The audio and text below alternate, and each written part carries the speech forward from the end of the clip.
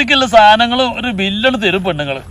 അതുകൊണ്ട് നമ്മളാ കടയിക്കണ കയറി സാധനം വാങ്ങി വരുമ്പോൾ തന്നെ നമ്മൾ വൈകുന്നേരം ആകോളം നയിച്ച പൈസ ദാ എങ്ങോട്ടാ പോയെന്ന് ഒരു കൊടുത്തുമില്ല. എന്താ വില ചങ്ങായിയെ, ഇന്നലെ വാങ്ങിയ സാധനത്തിന്റെ വില അല്ല ഇന്ന്. പിന്നെ അങ്ങോട്ട് നിത്യോപയോഗ സാധനക്ക് വില കൂട്ടണം, ആരും ചോദിക്കാനും പറയാല്ല. നമുക്ക് വാങ്ങാക്കാൻ പറ്റുമോ? കുട്ടികളെ പട്ടിണി കഴിക്കാരം വാങ്ങാനല്ലാതെ വേറെ മാർഗമല്ലല്ലോ. വൈകുന്നേരം പണിയെടുക്കാന കാലത്തിനനുസരിച്ച് പണിയും പണിന്റെ കോലൊക്കെ ഒന്ന് മാറ്റണം. ഫാൻ ഇട്ട് പോണോ? അങ്ങനല്ല, ഞാനൊക്കെ കണ്ടോളൂ നിങ്ങള് വല്ല പണിക്കും പോയിട്ടാ. അത് ശരി.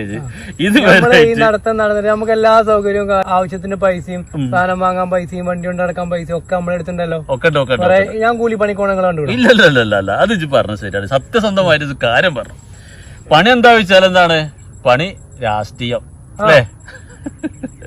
രാഷ്ട്രീയക്കാർക്ക് പൈസ ഉണ്ട്, അത് പറഞ്ഞ കറക്റ്റാണ്. ഓൽക്ക് ഈ വില വർധന്റെ പ്രശ്നമല്ല, പൈസ എവിടുന്നാ വരുന്ന കുഴപ്പമില്ല.